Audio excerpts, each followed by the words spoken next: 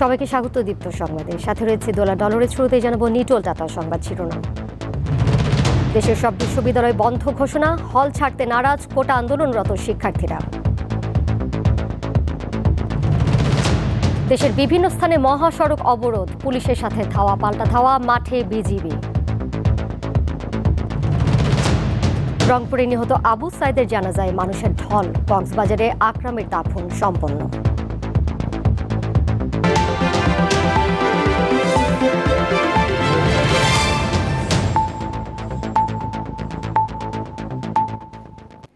অনির্দিষ্টকালের জন্য সরকারি বেসরকারি বিশ্ববিদ্যালয় বন্ধ ঘোষণার নির্দেশনার পর হল ছাড়ছেন উদ্বিগ্ন শিক্ষার্থীরা।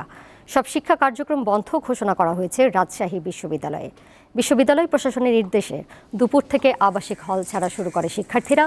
সকাল থেকে হল ছাড়ছে দিনাজপুরের হাজী মোহাম্মদ দানিশ বিজ্ঞান ও প্রযুক্তি বিশ্ববিদ্যালয়ের শিক্ষার্থীরাও। রংপুরে বেগম রোকেয়া বিশ্ববিদ্যালয়ের বঙ্গবন্ধু শেখ মুজিবুর রহমান হল, শহীদ মুক্তার ইলাহি হল ও শেখ ফজিলাতুন্নেসা মুজিব হল থেকে শিক্ষার্থীদের মালামাল নিয়ে বের হতে দেখা যায়। এছাড়া চট্টগ্রাম বিশ্ববিদ্যালয়, জাহাঙ্গীরনগর বিশ্ববিদ্যালয়, রাঙামাটি বিজ্ঞান ও প্রযুক্তি বিশ্ববিদ্যালয়, Bangladesh Sweden polytechnic institute, Jessore বিজ্ঞান ও প্রযুক্তি বিশ্ববিদ্যালয়, সিলেটের শাহজালাল বিজ্ঞান ও প্রযুক্তি বিশ্ববিদ্যালয়ের শিক্ষা কার্যক্রম অনির্দিষ্টকালের জন্য বন্ধ ঘোষণা করা হয়েছে। কোটা সংস্কারের দাবিতে আজও দেশের বিভিন্ন স্থানে সাধারণ শিক্ষার্থীদের সঙ্গে ছাত্রলীগের নেতাকর্মী ও পুলিশের ধাওয়া পাল্টা ধাওয়ার ঘটনা ঘটেছে। সকালে ব্রাহ্মণবাড়িয়া সরকারি কলেজের সামনে জড়ো হয় বিভিন্ন কলেজের শিক্ষার্থীরা। সেখানে অবস্থান নেয় ছাত্রলীগের বিপুল সংখ্যক নেতাকর্মী। বিক্ষোভকারীরা মিছিল বের করতে চাইলে দুই পক্ষের মধ্যে সংঘর্ষ বাধে। এতে বেশ কয়েকজন আহত হয়। জামালপুরের আশেক মাহমুদ কলেজে কোটা বিরোধী আন্দোলনকারীদের সাথে ছাত্রলীগের নেতাকর্মীদের সংঘর্ষে সাংবাদিক সহ বেশ কয়েকজন আহত হন। ঘটনাস্থলে অতিরিক্ত পুলিশ মোতায়েন করা হয়েছে। ফেনী শহরের ট্রাঙ্ক রোডের শহীদ মিনার এলাকায় সাধারণ শিক্ষার্থীদের প্রতিবাদ মিছিলে হামলার অভিযোগ পাওয়া গেছে। এছাড়া প্রশাসন ভবন ঘেরাও করে অবস্থান কর্মসূচি পালন করে রাজশাহী বিশ্ববিদ্যালয়ের কোটা আন্দোলনকারীরা।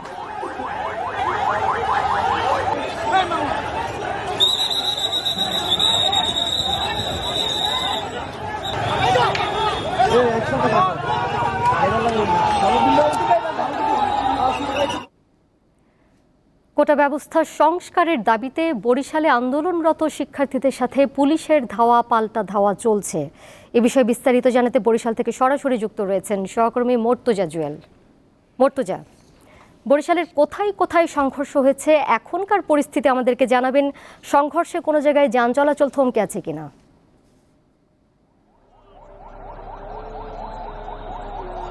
দোলা, দুপুর 2টা নাগাদ বরিশালে কোটা আন্দোলন এখন দুপুর 2টা নাগাদ সরাসরি পুলিশ এবং শিক্ষার্থীদের সঙ্গে সংঘর্ষে রূপ নিয়েছে এবং দুপুর 2টা থেকে বিরতিহীনভাবে এই সংঘর্ষ এখন পর্যন্ত বিরাজমান রয়েছে। নগরীর চৌমাথা এলাকা থেকে কেন্দ্রীয় নতুল্লাবাদ বাস টার্মিনাল প্রায় 1 কিলোমিটার এলাকা জুড়ে শিক্ষার্থীরা এবং পুলিশ অবস্থান নিয়েছে এবং এরই মধ্যে কয়েকটি স্থানে খণ্ড খণ্ডভাবে শিক্ষার্থীরা অবস্থান করে পুলিশের উপর পাটকেল নিক্ষেপ করছে এবং অসংখ্য অগণিত tear shell, rubber bullet, sound grenade এগুলো নিক্ষেপ করছে পুলিশ অনবরতভাবে। শিক্ষার্থীদের ছত্রভঙ্গ করার চেষ্টা করছে, কিন্তু শিক্ষার্থীরা এই যে চৌমাথা থেকে বাস স্ট্যান্ড পর্যন্ত যে সড়ক, এর দুপাশের অসংখ্য অলিগলিতে তারা বিক্ষিপ্তভাবে অবস্থান নিয়ে তারা চোরাগুপ্তা হামলার মতো পুলিশের উপর ইট পাটকেল নিক্ষেপ করছে এবং সড়কের দুপাশে যত গৃহ নির্মাণ সামগ্রী ছিল, বিশেষ করে বাঁশ, ইট, পাথর এবং রড, এগুলো তারা অস্ত্র হিসেবে ব্যবহার করছে এবং গণমাধ্যম কর্মীদের উপর দেখা মাত্রই তারা চড়াও হচ্ছে। গণমাধ্যম কর্মীদের তারা এই এলাকায় প্রবেশ করতে দিচ্ছে না, পাশাপাশি পুলিশের উপর তারা হামলার চেষ্টা করছে এবং এর ফলে কিন্তু বরিশালের যে দুটি বাস স্ট্যান্ড, কেন্দ্রীয় নতুল্লাবাদ এবং রূপাতলী বাস টার্মিনাল থেকে সকল ধরনের অভ্যন্তরীণ এবং দূরপাল্লার রুটের যান চলাচল বন্ধ রয়েছে। এই দুটি পয়েন্টের দুপ্রান্তে কয়েক সহস্রাধিক যানবাহন এবং নিয়মিত যারা নাগরিক চলাচল করেন তারা আসলে অবরুদ্ধ অবস্থায় সেখানে সময় ক্ষেপণ করছে এবং শিক্ষার্থীদের হামলার ভয়ে আতঙ্কিত হয়ে তারা কিন্তু পায়ে হেঁটেও গন্তব্যে যাওয়ার সাহস করছেন না। এই হচ্ছে এই মুহূর্তের এখানকার অবস্থা। আমরা যদি আপনাদেরকে একটু দেখাতে চাই যে দুটি কেন্দ্রীয় নতুল্লাবাদ বাস টার্মিনালের দুদিকেই হচ্ছে শিক্ষার্থীরা অবস্থান করছে। সরকারি বিএম কলেজ, সরকারি Syed Hatem Ali college, Infra Polytechnic Institute, Global Village, Barisal engineering college সহ এই এলাকাটি মূলত শিক্ষা প্রতিষ্ঠান রয়েছে অসংখ্য। সেই শিক্ষা প্রতিষ্ঠানগুলোর শিক্ষার্থীরা তারা এদিকে অবস্থান করছে। তবে একটি বিষয় কিন্তু উদ্বেগজনক, সেটি হচ্ছে যে এই মধ্যবর্তী স্থানে পুলিশ যারা রয়েছেন তাদেরকে কিন্তু চতুর্দিক থেকে হামলা করা হচ্ছে। তারা কিছুক্ষণ পরপরই কিন্তু grenade, sound grenade, rubber bullet এগুলো তারা নিক্ষেপ করে শিক্ষার্থীদের ছত্রভঙ্গ করার চেষ্টা করছেন। তবে এখানে পর্যাপ্ত সংখ্যক পুলিশের উপস্থিতি এই মুহূর্তে রয়েছে। আপনি দেখতে পাচ্ছেন যে অসংখ্য শিক্ষার্থীরা আমাদের সামনের দিকে তারা এখানে অবস্থান করে অগ্নিসংযোগ এবং বিক্ষোভ করছে। তাদের প্রত্যেকের হাতে লাঠিসোঁটা রয়েছে এবং গণমাধ্যম কর্মীদের দেখা মাত্রই তারা উত্তেজিত হচ্ছে, কাউকে তারা ছাড় দিচ্ছেন না। আমরা দেখতে পাচ্ছি যে দুপ্রান্তে অসংখ্য যানবাহন এখানে আটকে আছে। শিক্ষার্থীরা এই মুহূর্তে এখানে যে ইটপাটকেল নিক্ষেপ করছে। এভাবে আসলে দিনভর এখানে রণক্ষেত্র চলছে। নতুল্লাবাদ এলাকাটি রণক্ষেত্রে পরিণত হয়েছে। একই অবস্থা রয়েছে পশ্চিম দিকের যে সড়ক রয়েছে বরিশাল ঢাকা মহাসড়ক, সেদিকেও একই অবস্থা রয়েছে। সেখানেও শিক্ষার্থীরা একইভাবে মারমুখী ভাবে অবস্থান করছে। তবে এখানে আমরা লক্ষ্য করেছি যে শিক্ষার্থীদের সঙ্গে ছাত্রত্ব নেই এমন ছাত্রদল এ ধরনের কিন্তু সশস্ত্র হামলায় তারা অবতীর্ণ হয়েছে।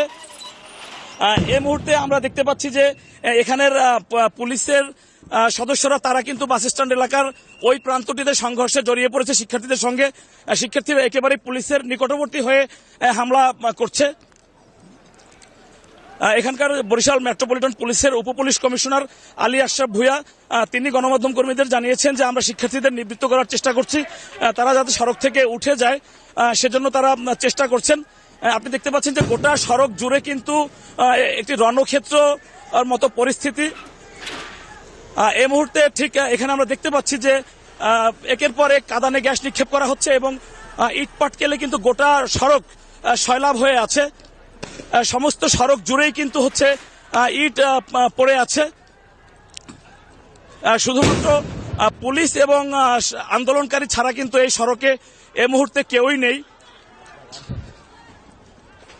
জুয়েল, আপনি শুনতে পাচ্ছেন নিশ্চয়ই, একটু জানতে চাই, যেহেতু রণক্ষেত্রে পরিণত হয়েছে পুলিশ এবং কোটা আন্দোলনরত শিক্ষার্থীরা মুখোমুখি অবস্থানে রয়েছেন, কোনো হতাহতের কোনো খবর পেয়েছেন কিনা এখন পর্যন্ত?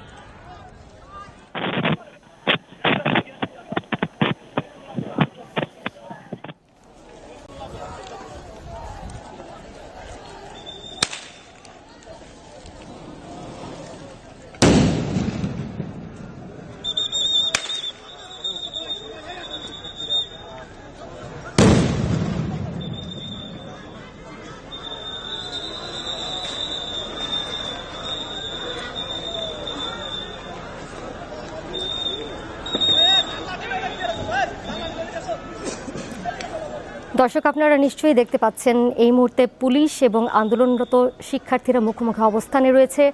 সকাল থেকেই বরিশালে থেমে থেমে সংঘর্ষের ঘটনা ঘটেছে। এরই মধ্যে আমাদের প্রতিবেদক যেটি জানাচ্ছিলেন যে রণক্ষেত্রে পরিণত হয়েছে।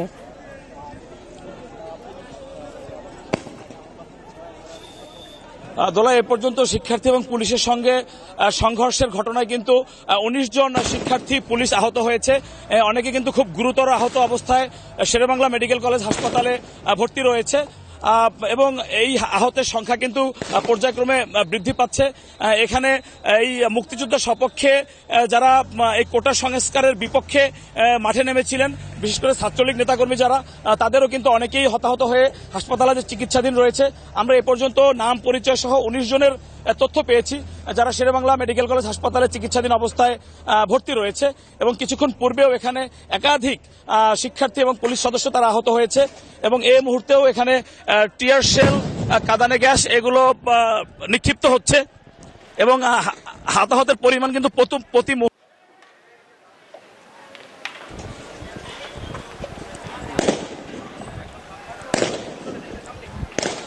এখানে পুলিশ সর্বোচ্চ রকম তাদের শক্তি প্রয়োগ করেও ছত্রভঙ্গ করতে পারছে না শিক্ষার্থীদের।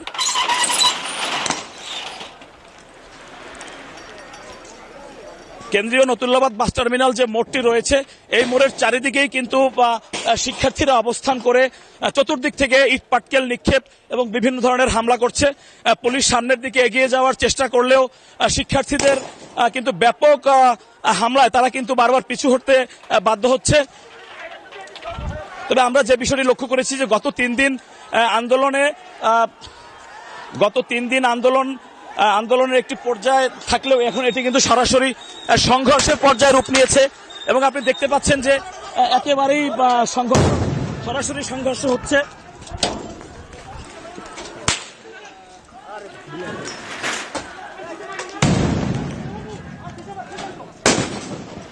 আপনারা দেখতে পাচ্ছেন যে একেবারেই সরাসরি সংঘর্ষ। শিক্ষার্থীরা এতটাই মারমুখী যে তারা সরাসরি পুলিশকে আক্রমণ করছে।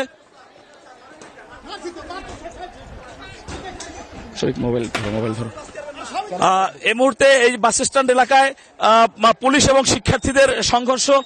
সরাসরি পুলিশ তাদেরকে ছত্রভঙ্গ করার চেষ্টা করছে, কিন্তু তারা কিন্তু কোনো ক্রমেই এই এলাকা থেকে সরে যাচ্ছেন না, বরঞ্চ বিভিন্ন স্থাপনার পাশে লুকিয়ে থেকে অনেকটা চোরাগুপ্তার হামলার মতো সরকারি সদস্যদের উপরে তারা হামলা করছে। এখানে টিয়ার গ্যাসের মাত্রাটি এত পরিমাণ বেশি যে পুলিশ সদস্য তারা নিজেরাই এখানে দাঁড়াতে পারছেন না। তারপরও শিক্ষার্থীদের ছত্রভঙ্গ করার উদ্দেশ্যে তারা কিন্তু সামনের দিকে আগানোর চেষ্টা করছেন। আপনি জানেন যে এই শিক্ষার্থীদের আন্দোলনের কারণে যে জনভোগান্তি তৈরি হয়েছে সেটি কিন্তু একটি বর্ণনাতীত জনভোগান্তি। হাজার হাজার মানুষ তারা কিন্তু এক প্রকার অবরুদ্ধ জিম্মি অবস্থায় শহরে বিভিন্ন স্থানে আটকা পড়ে আছে এবং ঢাকা থেকেও কিন্তু অনেক নাগরিকরা, রাজধানী এবং বরিশালের বাইরে থেকে অনেক নাগরিকরা শহরে প্রবেশ করতে পারছেন না কয়েকদিন ধরে। এমন অবস্থায় কিন্তু এক প্রকার জিম্মি দশার মতো পরিস্থিতি কিন্তু এই বরিশালে আজকে তৈরি হয়েছে।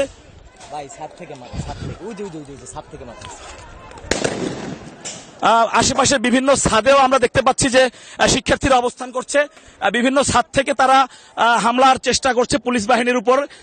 আপনারা দেখতে পাচ্ছেন যে বিভিন্ন ছাদে অবস্থান করছে শিক্ষার্থীরা এবং তারা এমন অবস্থায় সবচেয়ে উদ্বেগজনক বিষয় হলো যে তারা কোনো সাধারণ মানুষ কিংবা গণমাধ্যম কর্মী কাউকেই তারা আসলে ছাড় দিচ্ছেন না।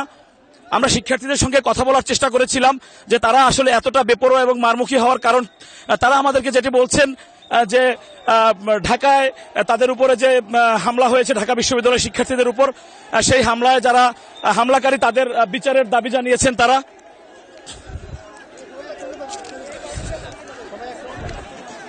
এখানে কিন্তু বাস স্ট্যান্ডের একেবারেই ভিতরেও কিন্তু শ্রমিক যারা রয়েছেন তারা, কিছু সংখ্যক শ্রমিকদের আমরা দেখতে পাচ্ছি।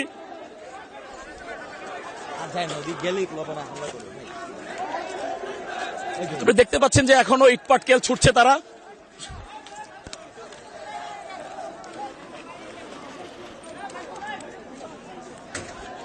হ্যালো,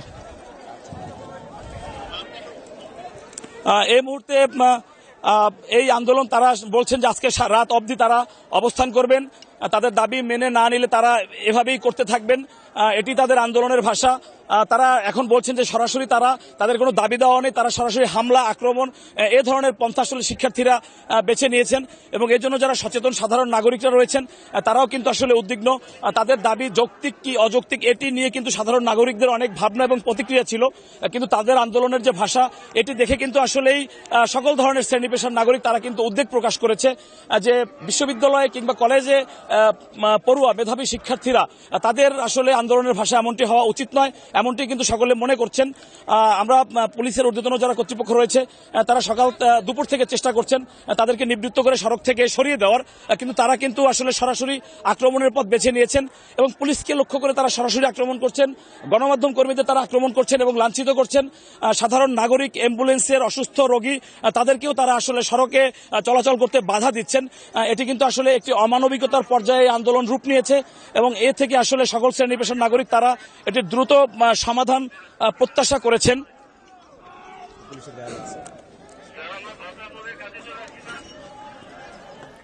জুয়েল, আপনি নিরাপদে থেকে সংবাদ সংগ্রহ করবেন। আপনাকে অনেক ধন্যবাদ আমাদেরকে একেবারে সবশেষ তথ্য দেওয়ার জন্য। দর্শক, আমরা দেখছিলাম সরাসরি বরিশাল থেকে আমাদের প্রতিনিধির মাধ্যমে যে সেখানে পুলিশ এবং আন্দোলনরত শিক্ষার্থীরা একেবারে মুখোমুখি অবস্থানে রয়েছেন।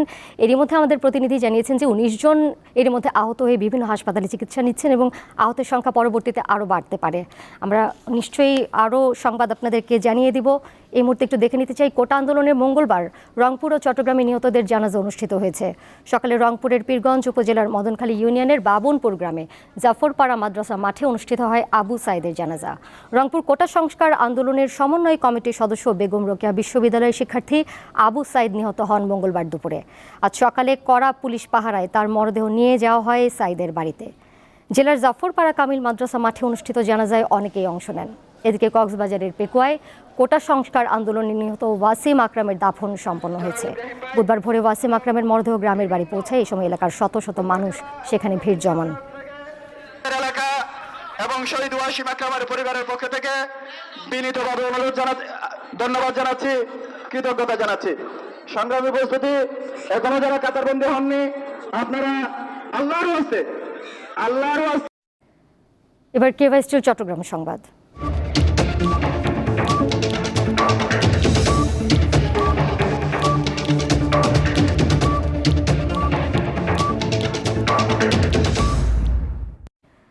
একসময় দিনমজুরের কাজ করতেন নোয়াখালীর আলোচিত জাহাঙ্গীর আলম।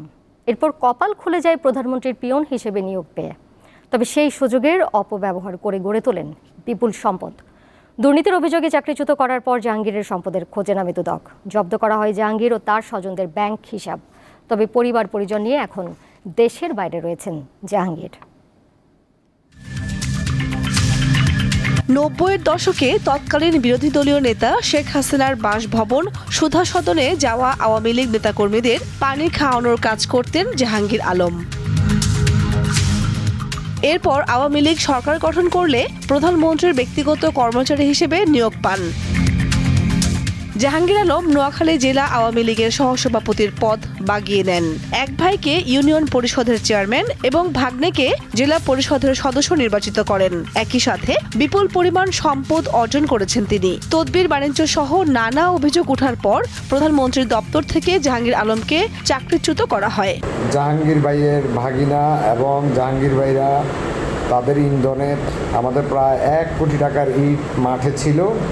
ঠিক এই সময় আমার ম্যানেজারকে এবং আমার বাবাকে সে তার গুন্ডা বাহিনী দিয়ে আমার ব্রিকফিল্ডের অফিস থেকে তুলে নিয়ে যায় এবং তার বাসার পাশে তার একটা অফিস আছে এবং দোতলা একটা টর্চার সেল আছে, ওখানে নিয়ে বেদর মারধর করা হয়। শেয়ার বাজারে নিজের ও স্ত্রীর নামে কোটি টাকার বিনিয়োগ রয়েছে জাহাঙ্গীরের। নোয়াখালীর চাটখিলে পৈতৃক ভিটায় করেছেন 4 তলা বাড়ি, পাশেই রয়েছে 700 শতক জমি, আর মাইজদিতে রয়েছে 8 তলা ভবন। এইটা বলতে পারবো না, এক এক সময় এক এক ভাড়াটিয়া থাকে, আবার চলে যায়। 1.5 লাখ ওঠে, 2 লাখ ওঠে, যখন ফুল ভাড়া থাকে তখন 2 লাখের মতো ওঠে। স্বজনদের প্রতিষ্ঠিত করতে রাজনৈতিক ক্ষমতা ব্যবহার করার অভিযোগ রয়েছে জাহাঙ্গীর আলমের বিরুদ্ধে। তাদের কাছে আমরা হেরে যাই। তার মামা প্রধানমন্ত্রী পিএইচ পরিচয় দিয়ে তিনি একের পর এক অপরাধগুলো করে যাচ্ছে। আর এদের বিচারও হওয়া উচিত। এভাবে দল বিক্রি করে কর্মীদের উপরে অত্যাচার অনাচার করে এভাবে ফাও কথা বলে নিয়ে যাওয়া, এটা আসলে অন্যায়তে। শুধু জাহাঙ্গীর আলম নয়, তার ব্যক্তিগত পিয়ন মুকুল ও আব্দুল মতিনও কোটি টাকার মালিক বলে জানা গেছে।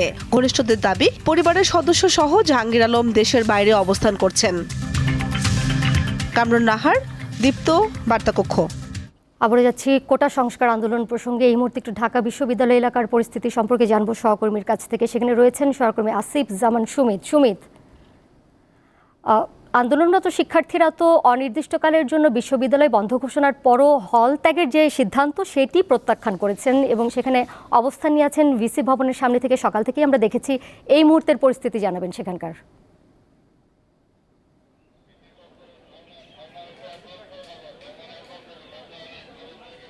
দোলা, মূলত আজকে কিন্তু কোটা সংস্কার আন্দোলনকারীদের কিন্তু গায়েবানা জানাজার একটি কথা ছিল। আপনি জানেন যে গতকালকের সংঘর্ষে দেশের বিভিন্ন স্থানে 6 জন নিহত হওয়ার ঘটনা ঘটেছে। এরপরেই কিন্তু গায়েবানা জানাজার তারা আয়োজন করে বা সেটি টিএসসি এলাকায় আয়োজিত হলে পারেও মূলত এরপরে যে টিএসসি এলাকায় তারা সেখানে অবস্থান নেওয়ার চেষ্টা করলে পুলিশ তাদের ছত্রভঙ্গ করে দেয় এবং এরপরে কিন্তু এই সংঘর্ষ ব্যাপক আকারে ছড়িয়ে পড়ে। আপনাকে একটি বিষয় আপনাকে দেখাতে চাচ্ছি যে সকল কোটা সংস্কার আন্দোলনকারী শিক্ষার্থীরা হলে অবস্থান নিয়েছিল এবং তারা দিনভর পুলিশের সঙ্গে সংঘর্ষ করেছে এবং পুলিশ তাদের ছত্রভঙ্গ করতে টিয়ার সেল এবং সাউন্ড গ্রেনেড ছুড়েছে, সেই সকল শিক্ষার্থীরা এতক্ষণ হলে অবস্থান নিয়েছিল এবং তারা এতক্ষণ বেরোতে পারেনি।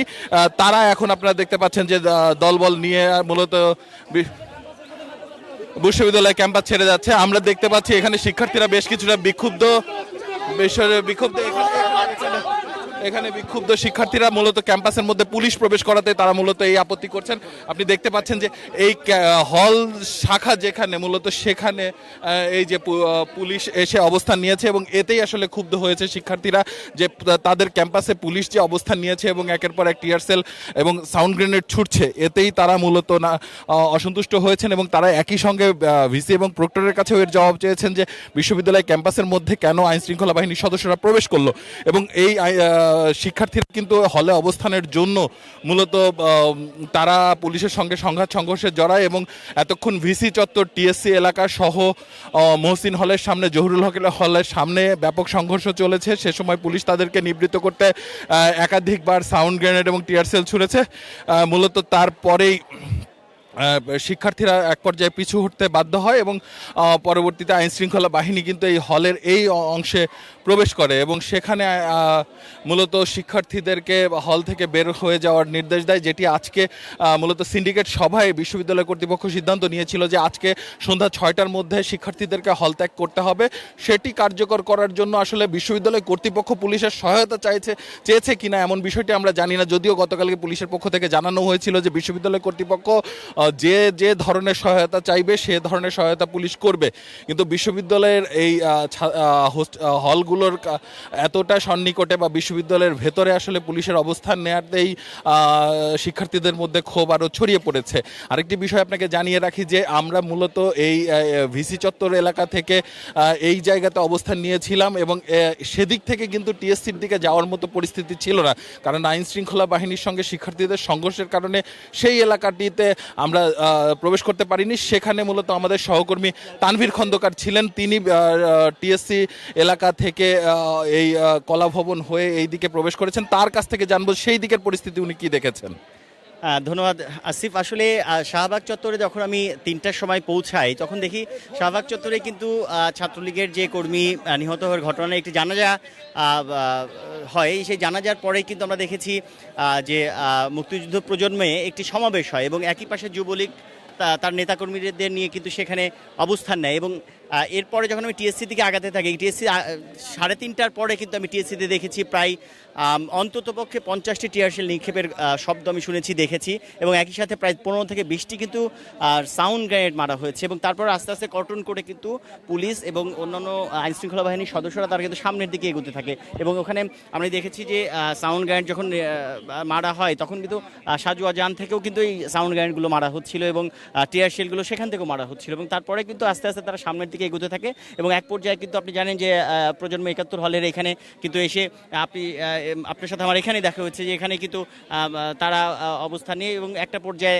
তাদেরকে আপনি দেখতে পাচ্ছেন আস্তে আস্তে কিন্তু শিক্ষার্থীরা তাদেরকে বের হয়ে যাচ্ছে, তারা সেই বের হয়ে যাওয়ার সুযোগ দিয়েছে। যদিও এর মধ্যেই এই অবস্থানে এই 71 প্রজন্ম 71 এই হলের এখানে আসার আগেও কিন্তু আমরা দেখেছি প্রায় 15 থেকে 20টি সাউন্ড গ্রেনেড এবং প্রায় 50টির মতো কিন্তু টিয়ারশেল নিক্ষেপ করেছে। সব মিলিয়ে আসলে এক ধরনের আতঙ্ক তৈরি করার পরে যখন আসলে শিক্ষার্থীরা আতঙ্কিত হয়ে পড়ে এবং ভেতরে অনেক শিক্ষার্থী আটকে পড়ে, তারপরে আসলে সাংবাদিকদের পক্ষ থেকে এবং অনেক ভেতরে যারা ছিলেন শিক্ষার্থী তাদের পক্ষ থেকে যখন পুলিশকে অনুরোধ করা হয় যে তারা চলে যেতে চান, তখন কিন্তু তারা এই বলেন যে ঠিক আছে আপনারা যদি বিশৃঙ্খলা না করে বের হয়ে যেতে চান তখন তারা বের হয়ে যান। তানভীর, আমরা জানতে পেরেছি যে কলা ভবন চত্বরে বা কলা ভবনের মধ্যেও কিন্তু বেশ কিছু শিক্ষক এবং শিক্ষার্থী রয়েছেন, তাদের বিষয়ে আপনি কোনো কিছু জেনেছেন কিনা? আমরা প্রশ্ন করেছিলাম আপনাকে প্রশ্ন করেছিলাম গোয়েন্দা প্রধান হারুন রশিদ সাহেবের কাছে। উনি এই বিষয়টি তাৎক্ষণিক আমাদের কিছু বলেনি, তবে এখানে বলেছেন যে প্রভিসি সহ যাদেরকে আটকে রেখে এই ধরনের সহিংসতা করার চেষ্টা করা হচ্ছে সেটি আসলে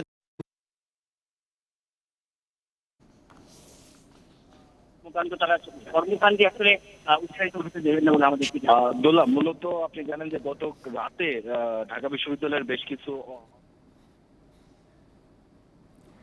এতক্ষণ ঢাকা বিশ্ববিদ্যালয় এলাকার খবর আমরা দেখছিলাম আমাদের দুই সহকর্মীর কাছ থেকে। এদিকে অন্যান্য বিশ্ববিদ্যালয়ের মতো বন্ধ ঘোষণা করা হয়েছে রাজশাহী বিশ্ববিদ্যালয়, তবে শিক্ষার্থীরা যেন হল না ছাড়েন সেজন্য মাইকিং করছেন আন্দোলনরত পক্ষ। এছাড়া বিক্ষিপ্তভাবে সংঘর্ষের খবর পাওয়া গেছে রাজশাহীতে। বিস্তারিত জানাচ্ছেন সহকর্মী ইউসুফ আদনান। হ্যাঁ, কোটা সংস্কারের দাবিতে রাজশাহী বিশ্ববিদ্যালয়ের সাধারণ শিক্ষার্থীরা আজও আন্দোলন করেছে। যদিও প্রশাসনের পক্ষ থেকে হল ত্যাগের নির্দেশনা দেওয়া হলেও আমরা দেখেছি যারা কোটা সংস্কারের দাবি জানাচ্ছেন তারা আজও সকাল থেকে রাজশাহী বিশ্ববিদ্যালয়ের বিভিন্ন গুরুত্বপূর্ণ সড়ক এবং সড়ক মোড় সমূহ তাদের কোটা সংস্কারের দাবিতে আন্দোলন করেছেন। আমরা দেখেছিলাম সকালের দিকে হবিবুর রহমান হলের মাঠে খণ্ড খণ্ড মিছিল নিয়ে শিক্ষার্থীরা আসেন এবং কোটা সংস্কারের দাবিতে বিভিন্ন স্লোগান দেন। এরপরেই তারা দর্শক, এর মধ্য দিয়ে শেষ করব এখনকার দীপ্ত সংবাদ। যাবার আগে নিটোল টাটা সংবাদ শিরোনাম জানিয়ে দেবো আরও একবার। দেশের সব বিশ্ববিদ্যালয় বন্ধ ঘোষণা, হল ছাড়তে নারাজ কোটা আন্দোলনরত শিক্ষার্থীরা। দেশের বিভিন্ন স্থানে মহাসড়ক অবরোধ, পুলিশের সাথে ধাওয়া পাল্টা ধাওয়া, মাঠে বিজিবি। রংপুরে নিহত আবু সাইদের জানাজায় মানুষের ঢল, কক্সবাজারে আকরামের দাফন সম্পন্ন।